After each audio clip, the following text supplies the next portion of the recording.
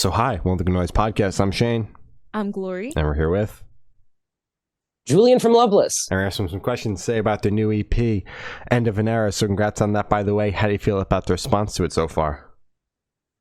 Oh, it's been amazing. I mean, really kind of overwhelming. We've never had this kind of love, this kind of response on original music, and it feels so good. It feels so good. It's so fucking awesome. Dude, this EP Thank is you. incredible. Thank you so much. Yeah. Thank you. Like, I've got worst case scenario stuck in my head right now, but every goddamn song on here is just like you guys write the catchiest fucking choruses and hooks, and it's insane. Mm-hmm. Thank you. It means the world. And it's funny. I was actually just, I'm going to tell myself a little bit. I was 5 minutes late because I was filming a video, and I'm exporting and it is for a worst case scenario. So now I have that song stuck in my head as well. Right. Every time I say Love it, it. it's like immediate earworm. Mm-hmm. It's locked and loaded. It's in there. Absolutely. I love it. So is there any meaning behind the EP title or cover art? I mean, the art, I think, was really just, we just wanted it to be us, I think, because that was the end of the era is really kind of a joke, because we're not really ending anything. It's just putting a pin in how we got to where we got, with a lot of just like cover driven content just for the sake of content. And I think with this new, the end of the era is the start of the story. We got courted by a lot of people who loved that. So it was kind of this thing of trying to wrap up our TikTok persona kind of era and move that into, hey, we're a real band. We're going on tour. We're talking to labels. We're, doing the thing. And yeah. Can you talk a little bit about like what were you feeling when like it was like, all right, it's time to like move away from the TikToks and like we're gonna like be a real band and like not just be like the cover band anymore? Like is there like a nervousness with that? Oh, always. And I think I still have some trepidation. I still have some like, ugh, like should I be doing a cover? And occasionally I'll still do one. As kind of to appeal to a broader audience, because I know obviously you do a song that, like, if Taylor Swift just wrote this song, of course people are going to know that song way more, and that exposes a lot more people. But yeah, it's troublesome when we saw the success from my posting on TikTok, and then for me to like go and be like, oh well, I don't want to be a TikTok band. Like it doesn't really work like that. Like I know that I have to, end of an era doesn't mean I'm done with the covers or I'm done with the TikTok stuff. I think that's why it's a lowercase e is so important, because it's not like, oh, we're done and we're never doing it. It's like, no, it's just, less of an emphasis. We're growing up. Gotcha. Yeah.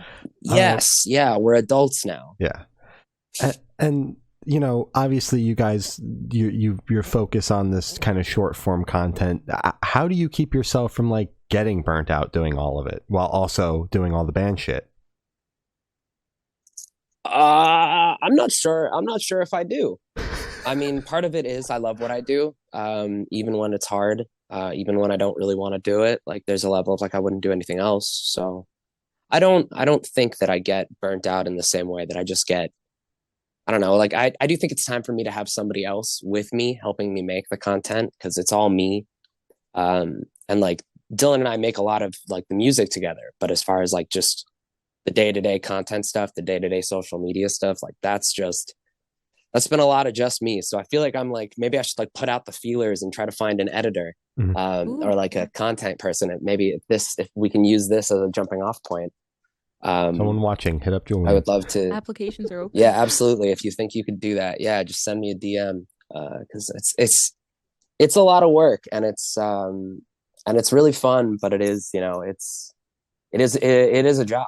And I think the hardest part is we don't get paid directly from like TikTok or anything like that. So it's all kind of like I have to find creative ways to engage people. I'm not trying to sell you the songs, and I think that's how a lot of people get burnt out. They're like, oh, I'm constantly like finding ways to like market to people, and I'm like, don't market to people, just have them come to you, as far as like buying things goes. But I'm just trying to get you engaged in the content, get you to give a shit about what I have to say to start with. And then from there, I can be like, hey, by the way, we have this thing if you want to buy it, Yeah. Absolutely. It's always great, like, because we don't get an opportunity to talk to a lot of people that are both killing it, doing the short form stuff and also in music. So it's always cool to kind of dive into the brain and like see how you balance the two, So can you tell us a little bit about your writing process from for the CP? Absolutely. Yeah. It's been kind of a wild, I think this was the first time that Dylan and I got to like really sit down together and make stuff. With the first album, it was a lot of, I had these ideas, and we went into the studio together, and like he added his own flair in the studio. But this was the first time that we got to like write something and be like, hey, this is cool. Let's, like, what if we did this? Or like, what if we like changed this part entirely? And that was a really fun experience, getting to like finally do that with him and be like a real band. As far as just like the writing process, a lot of it came during COVID. Like a lot of it was kind of a while ago. So there is a level of like, I was going through a lot just internally. I think as we all were, kind of just wrestling with that much solitary confinement was tough, I think, on everyone's psyche. And I did a lot of like big improvement things over this year, but I feel like there was a lot of, there's a lot of coping and a lot of struggling. And I wanted to kind of embrace that story in the lyrics, because our energy, like our instrumentals are always really fun and major and upbeat. We try to keep it like light, but at the same time, we're kind of talking about stuff that I think people can relate to. Absolutely. Sure.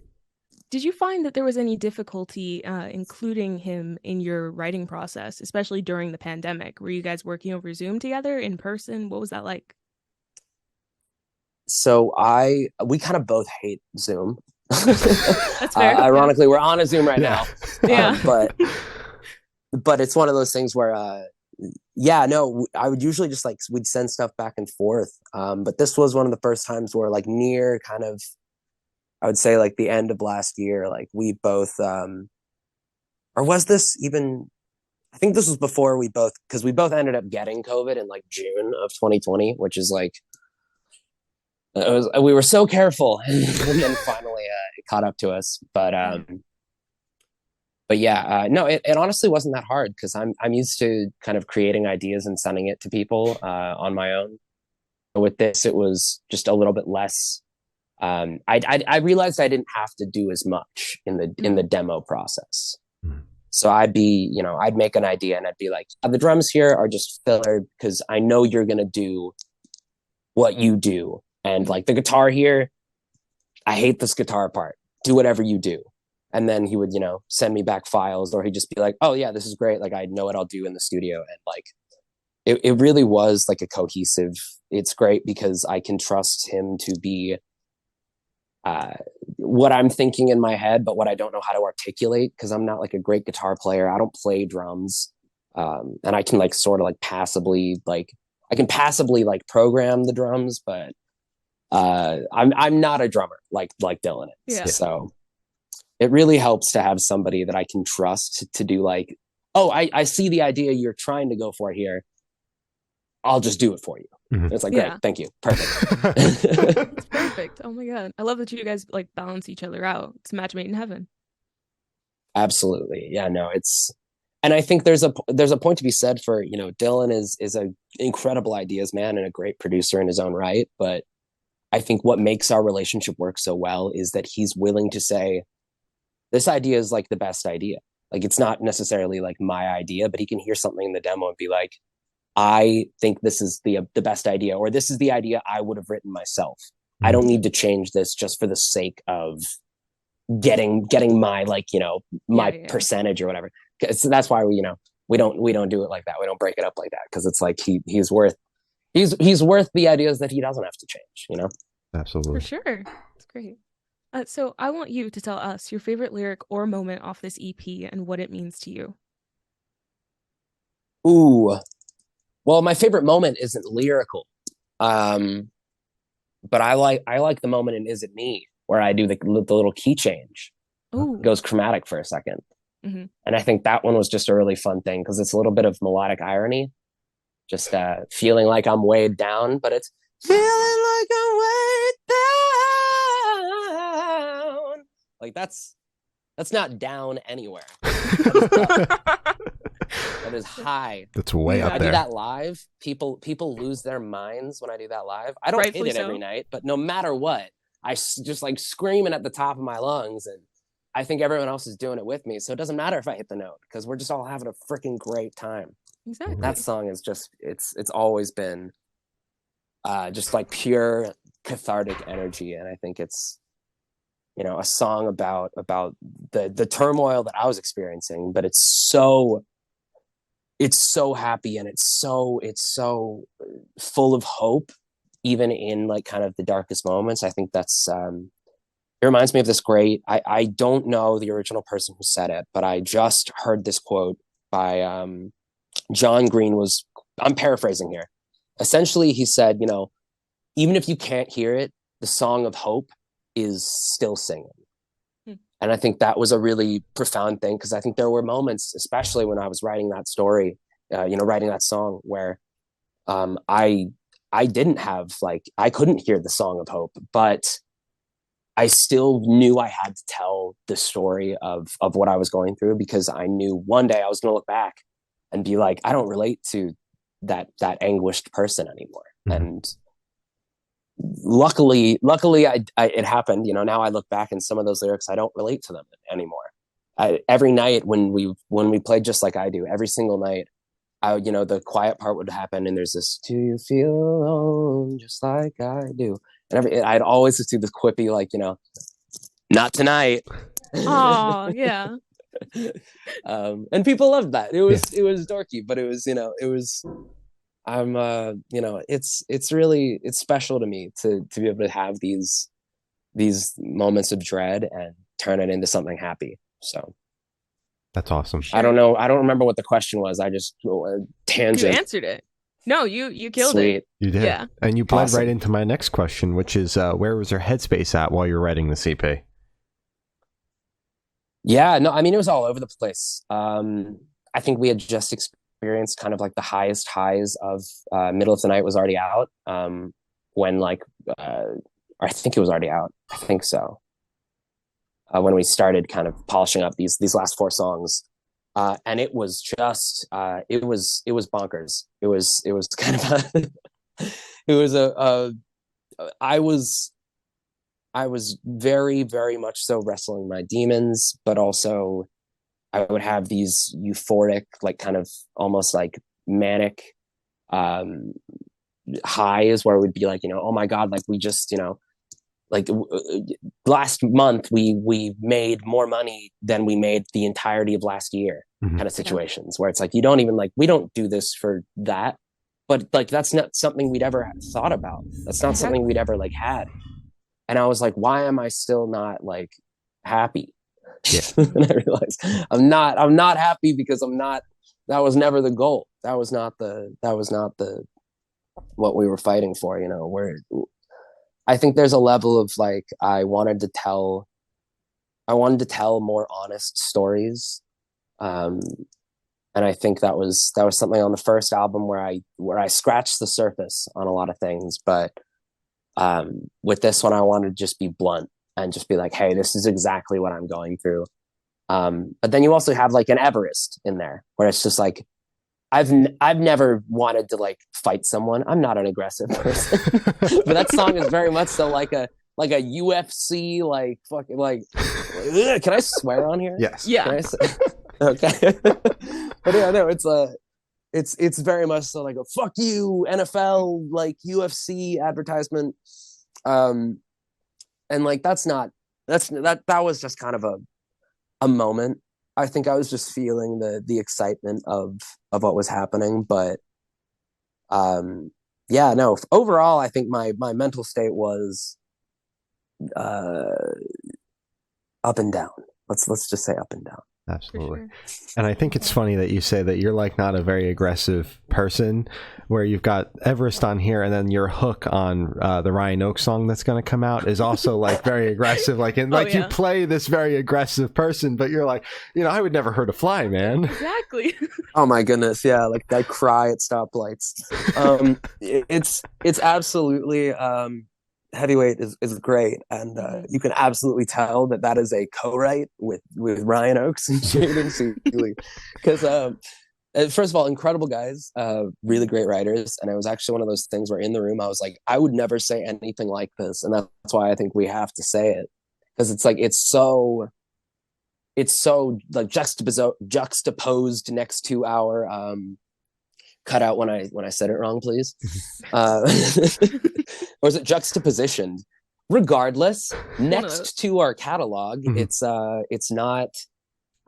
not like me. But I think it also is one of those things where we're trying to break away, and also, that song is about like screw you to the haters. Like I don't think I'm necessarily an aggressive person, but if someone's being a hater, I guess we'll give them a little. Throw a little shoulder, whatever. Yeah. No, I don't remember where I was going with this. I want Ryan to write some stuff on the Loveless stuff, because I think it would be really fun for us to have more like aggro macho man stuff. Not macho, but like I don't know. I don't play those characters, but I feel like I love listening to those songs. Oh yeah. Like I don't think the Pierce the Veil guys are actually gonna storm a bank, but I did love that. King for a Day was a great song. Yeah, it's a pretty good song. Yeah. So how do you recommend your fans to listen to this EP for the first time? Should they play it in the car with friends, dark with headphones on? Should they blast at a party, work out to it? What do you personally recommend? Oh, I love that question. Thank you. Yeah, that's good. Well, I've always been told I don't drive. Okay. But I've always been told that driving, we have great driving music. So I recommend that, yes, get in a car with a friend or alone, and just like turn it up to a reasonable volume so that you can still hear the traffic. Of course. Be safe. In case there are sirens, if you were sleeping with any of them.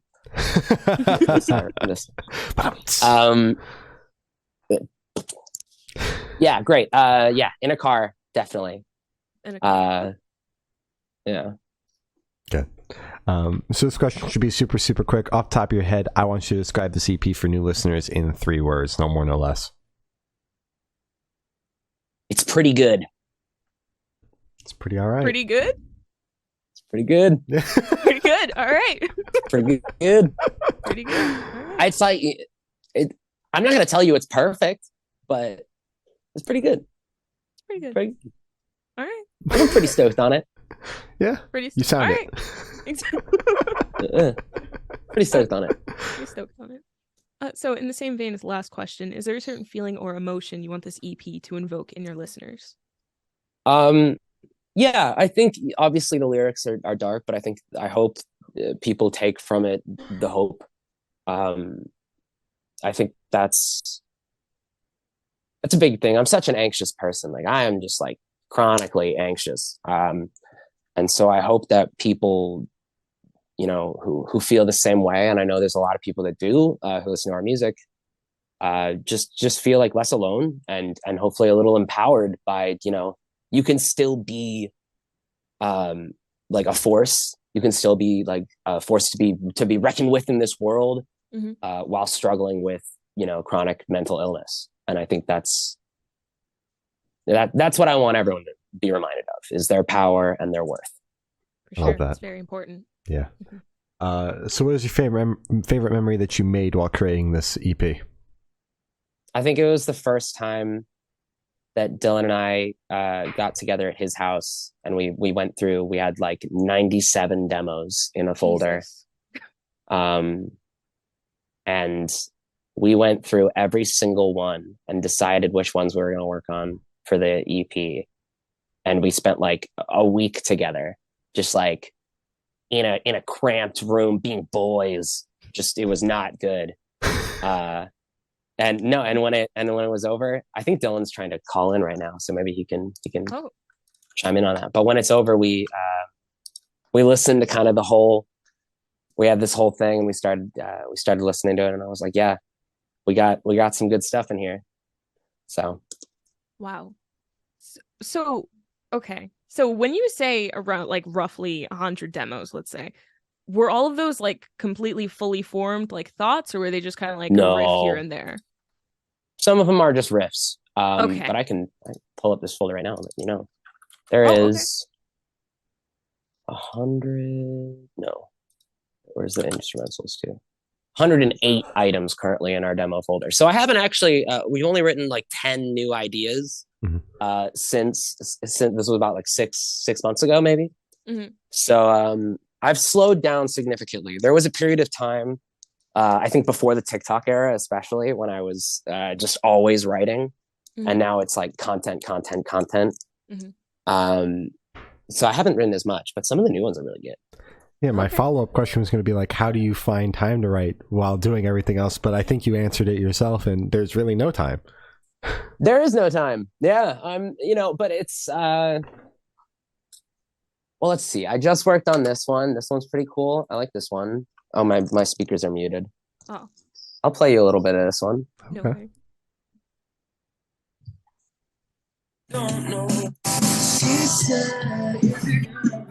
Can you hear that? Kind of. Roughly.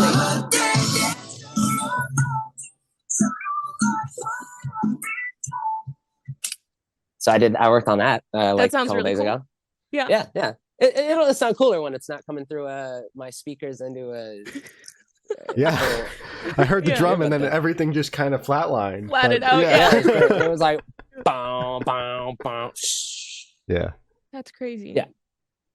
No, there's 108 demos, but most of them are just ideas, and some of them have like, oh cool, we have like a chorus and a verse, because most of them are just like, I wrote like a chorus and then I was like, this could be cool, I'll send that to Dylan, and now that we have management, it's like, oh wait, I need to organize all of these. So that's what I've been doing the past like week, is just like, oh, I found a new file to put into the demos folder, and my manager's like, Julian, there's 108. You don't need to put any more in the folder. Yeah, you're killing Anna over there. Yeah, I'm killing Anna a little bit.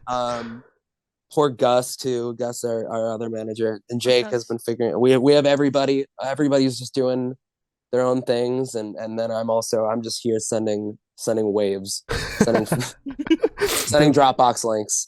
Just like, hey, what do you guys think of this one? They're like, Let me sleep. stop sending us shit. Like, you've got to know. They're like, hey, no, it's good. You did it. You did the thing. You can write a triple album now. Like, it's good, man. Yeah. Oh my God. Honestly, I think that's what I want to do. Not triple album, but I would love to. We have a bunch of like stuff here already. It's great. It's cool. That's like my ideas. My dream for next year is to write with a bunch of pop people and like collaborate and also, people like Ryan, again, like just people that are not in our wheelhouse. Because I think there's a lot of like people just expect us to go to like, I don't want to name names because I don't want people to think it's me saying a bad thing about them. But like there's a lot of like suggestions we get that it's like, you have to work with this person because like basically they're in a band that sounds like your band. And I'm like, I don't really want to do that. I want to work with the people that actually like excite me, that inspire me. Outside of what we create, because obviously we could tour with Dayseeker any day of the week, and like I love that band, but like when it would be so much cooler for me to like tour with like Royal and the Serpent or like Carol's Daughter. Like there are like artists out there that I think I don't know, like that have like a really similar following, and the similar like worlds, but also like totally different like angles of alt. And I think that would be way more exciting for me. Absolutely. And if you do that early enough in your career, like your fans will just come to expect it. Like we interviewed Dayseeker and they're still kind of struggling to like get out of that just like metalcore scene and move on to this more like rock oriented shit. So it's like, if you just like nip that in the bud right away, it's like totally people will still ask, but they won't expect, And I love what they're doing. I love Rory. I think he's so talented. Mhm. We do want to work with him. We tried to get him on something for the EP, and it just didn't. Timings and stuff didn't work out. But yeah, Everest with Rory would have been nuts. That almost happened. It almost happened. Alternate version with I was gonna Rory? say, yeah, it's not too Yeah, late. maybe we should drop the remix. Yeah. Yeah, the heavy version, like even heavier. Oh wow. That would be fun. Yeah, no. So we'll see. It is very much so like I love what those guys are doing, but I do think there's a level of like, yeah, if we go too hard into like the screamy stuff or whatever, like people are just gonna expect me to always be yelling. And same with the covers. Like I just don't want to like. I think we did one too many. You know, like I think if we stopped in the middle of the night, it would have been good. So it's sorry, not to like make this. I feel like we've descended into No, I don't know where we are anymore. It's all good, bro. It's a podcast. We're here to talk about whatever. Talk away. Just here to talk. Yeah, man. Yeah, I mean, just like recommend some documentaries. You know? Oh, I don't know. I think we'll have to stop there. Like we might actually just end it. And start talking about documentaries. Oh, look at the time. Yeah, I know. I just checked in. My watch is not on my wrist. So, damn. In case anyone was wondering, the time is not. Yeah. Question mark. God. So for this question, I want you to picture you're on tour. You're at a gas station for a rest stop. You're going in. What is your snack of choice? Oh, good drink choice. It's good. Yeah, probably some bubbly water. I feel like 99% of the Loves in the United States have a Subway. Okay. So I'd probably just get I get the Philly. They have like 3 different Philly cheeses now there, and I just shuffle between the 3. Yeah, no, that would probably be just a Philly. I'm a simple man. I like they call it steak. Yeah, it's a cheesesteak. Yeah. Yeah. Exactly. It's.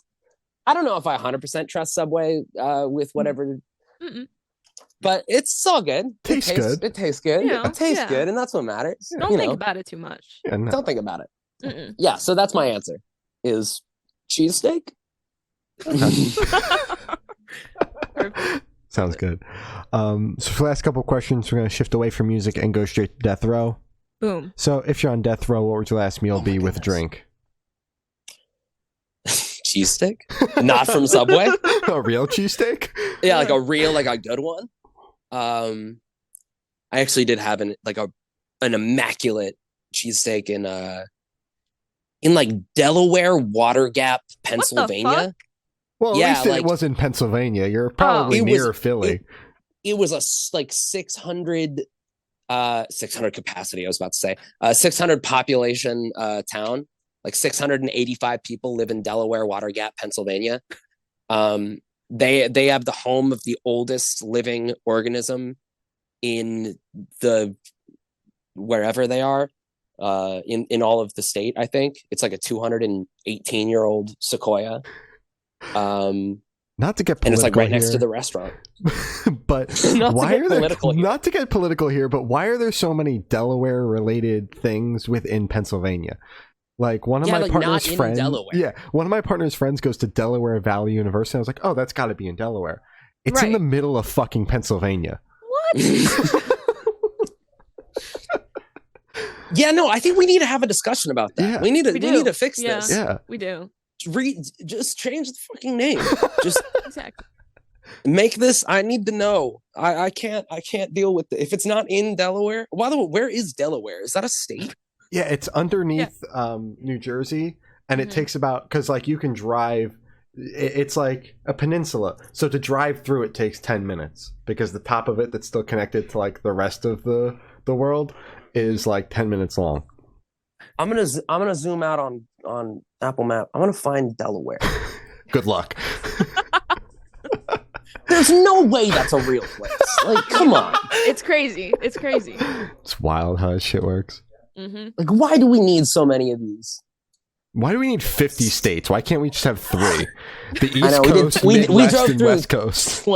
22 states in 13 days. Jesus. For our tour. It was, we're never doing that again. I was going to say, wow. There was 2 16-hour drives on that tour. Wowie. Wow. Oh my God. Yeah. So never doing that again. Fair Not ever. No. So, Which I guess, learn our lesson. yeah. Right. Death row meal and drink. Oh, death row meal and drink. I know. I will go. I'll stick with the Philly cheesesteak. Okay. The actual one. Yeah. Well, no, the one from Delaware, Pennsylvania. Delaware in Pennsylvania, yeah. Oh my God. Delaware Water Gap, Pennsylvania. Water Gap, yeah. It's important. It's important. The Delaware yeah, Water because Gap. you can't just say Delaware. People are going to think Delaware. Exactly. People are going to think you're in. Yeah, no. I'm looking it up. So You're looking it up. Delaware Water Gap. It's like super north too. What the? That's It's not even anywhere near Delaware, bro. Shane, you should visit it.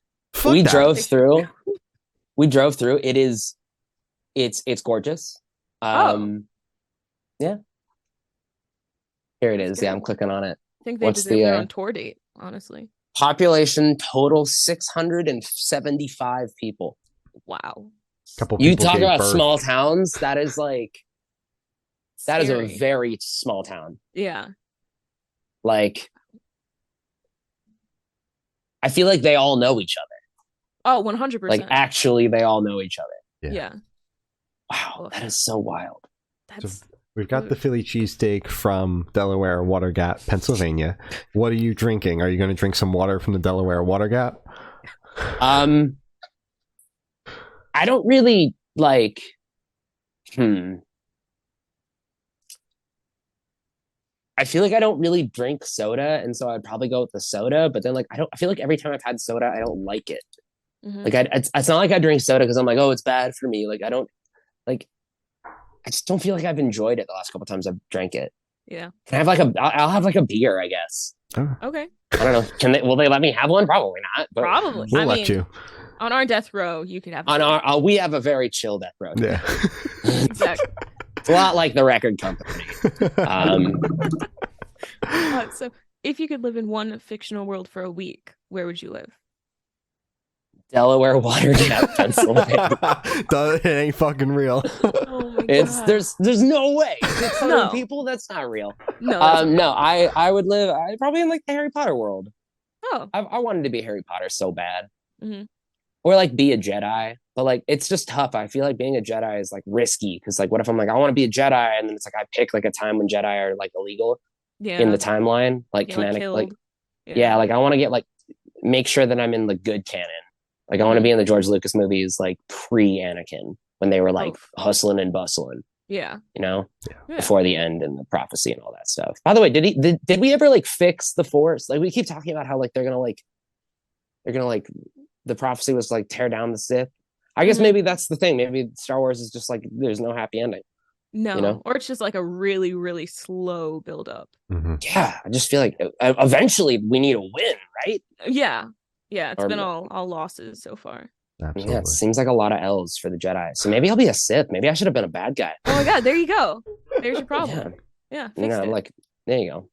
I'll flip flop. I'll be an opportunist Jedi. Oh. Sounds good. Mm-hmm. I'll be like Han Solo. Oh yeah, that's good. That's good. I like that. So I have not asked the last question, and every single person that we've spoken to have said that it is the most important question. What's your favorite color? I'm gonna let you down. I don't really have a favorite color. What? I guess blue. I'm using purple right now on my ring light, so maybe purple is a good one. No, I don't really have a favorite color. I'm super easy. I don't really have a favorite song or a favorite movie either. What the fuck? I don't really pick favorites. I'm always looking for my favorite thing. I'd love to find it. Mm-hmm. Like favorite food, I don't have a favorite. I hope you find it one of these days. Oh my God. Right? Yeah. I think I'm like just always gonna be on the look for the perfect thing. And I just haven't found it yet. One of these days. I have like I've enjoyed like I remember I saw the movie American Ultra with somebody, and that was my favorite time watching a movie with somebody. Yeah.